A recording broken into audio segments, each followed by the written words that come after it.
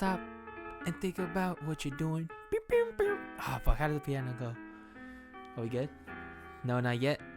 Give us a second. We're good. Welcome to episode 42 of the Old Kids Podcast. Today, I wanted to discuss my top 5 producers of all time.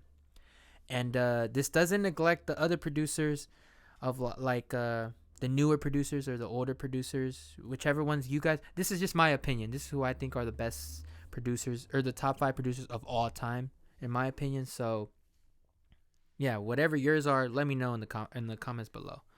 So these are not in particular order or anything like that, but the first one we have is Jay Dilla. Man, Jay Dilla's a legend, bro. He got he's mostly known for his sped up samples, like when he flipped that "All I Do Is Think of You" sample of Michael Jackson into that one track "Time," "Donut of the Heart."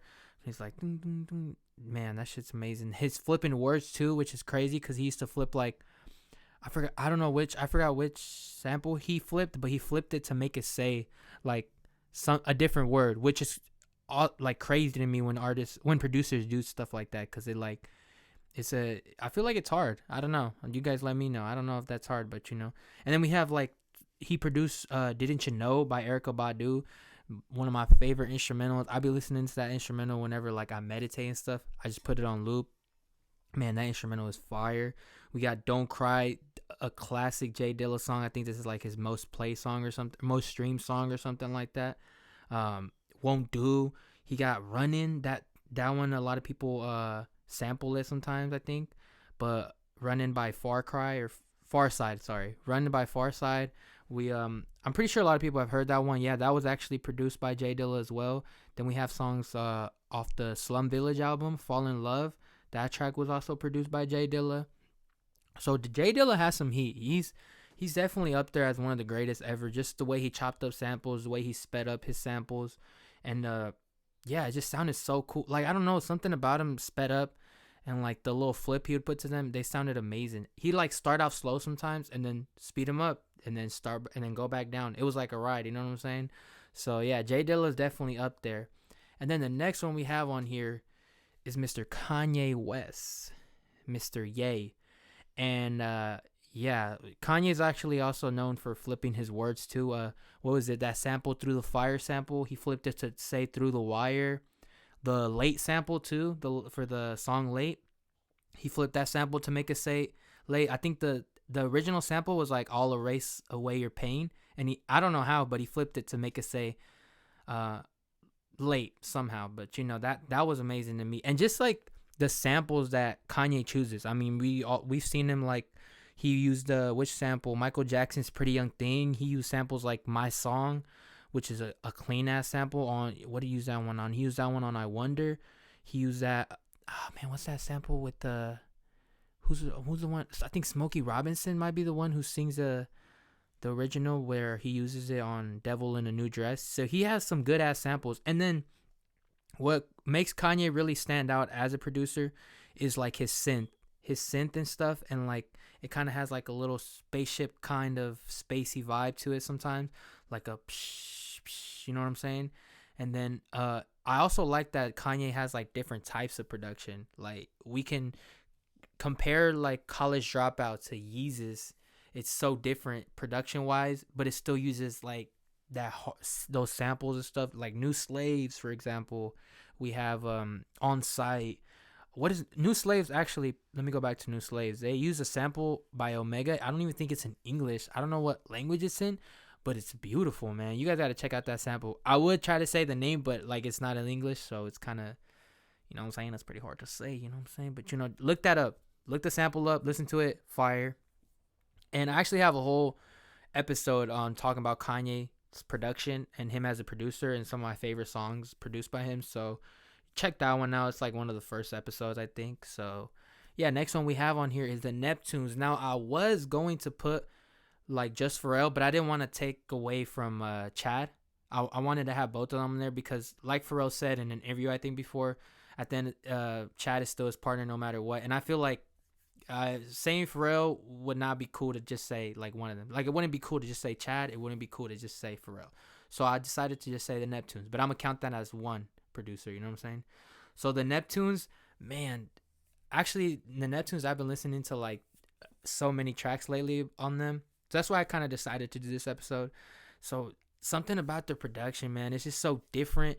You can definitely see how they influence some of the newer generation, I guess, like Tyler. Definitely Tyler. You see it in all of Tyler's songs, I swear, bro. Like In Search Of, you can see how that influenced Tyler's Cherry Bomb and stuff like that. So yeah, I really like that the Neptunes uses more rock. You know what I'm saying? They kind of use like a more rock. What's that song? Sooner or Later. I actually just posted something about this song, I think yesterday on TikTok or something like that, and it just that drop in Sooner or Later oh my gosh, that shit's amazing.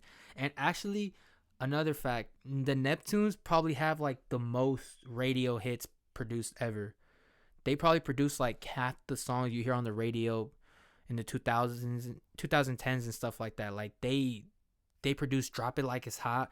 They produced All Right by Kendrick. They produced Excuse Me Miss, You Don't Have to Call by Usher, which was originally for Michael Jackson. I think I saw in a video. They produced Hot in Here by Nelly. Like these are all radio hits that they produced. They even produced I'm a Slave. They wrote that one too for who was it? Britney Spears or something like that. Yeah, so they have, and I'm also not sure, like All Right, songs like that. I'm not sure if it was just Pharrell, but like I said, for the sake of the video, it's gonna be just the Neptunes. I'm not gonna like say which one they produced individually and stuff like that, because yeah.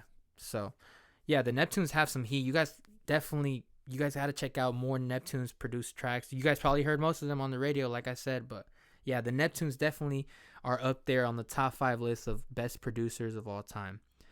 Then the next one we have on here is Uncle Al, the Alchemist, who is such a fire producer, and is what differentiates the Alchemist from these producers. It's more like slower beats that he makes. He makes more like slower piano, chill beats. Like for example, let me think. Fear he produced on Kendrick Lamar's Damn album. You can see Fear is like a more slower instrumental. You can hear even Johnny P's Caddy, which is more recent, slower instrumental, nice sample. I love the samples he chooses as well, because he chooses some of the best samples. And then we have Scotty Beam. I mean, he works with like amazing artists too. We have Freddie Gibbs, West Side Gun, Earl Sweatshirt. He got E. coli, and then he produced I believe he produced Break the Bank on Q's album, Oxymoron, and Know You're Wrong on Q's Blank Face.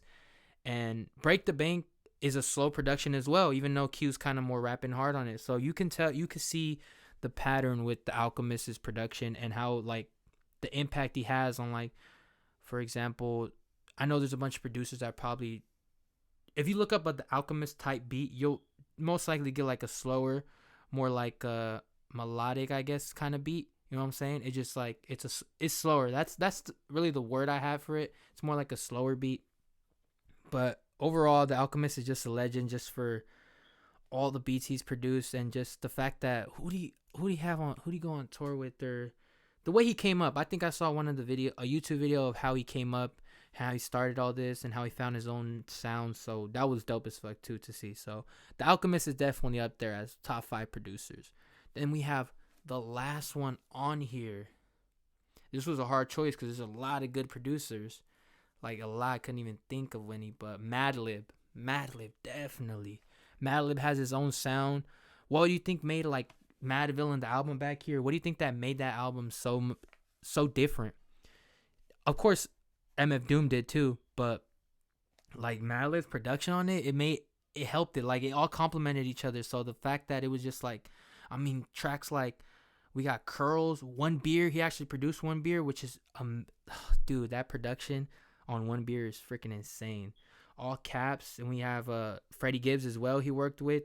And actually, fun fact too, Madlib has a joint album with Jay Dilla where they both produced or they work together on an album, and it's all like, it's fire too. Check it out. I think it's called Champion Sound, I want to say. Yeah. And then he produced No More Parties in LA with Kanye. So, and that's one of my favorite instrumentals, man. The banjo or whatever it is, I don't know, something. And man, that shit's the sample that he used on it. And that's one of my favorite songs on the life of Pablo. And I think a lot has to do with just the Mad Lib production on it. So I enjoy it so much.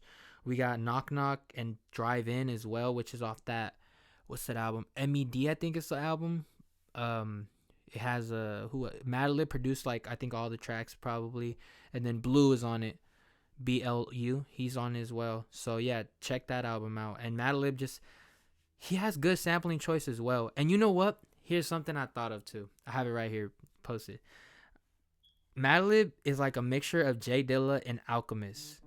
You know what I'm saying? He's like he can do that speeding up, but he can also get that slower. He's like in between. You know what I'm saying? And he has good sampling choices. How I view it. I view Madlib as more like a mixture of Jay Dilla and Alchemist.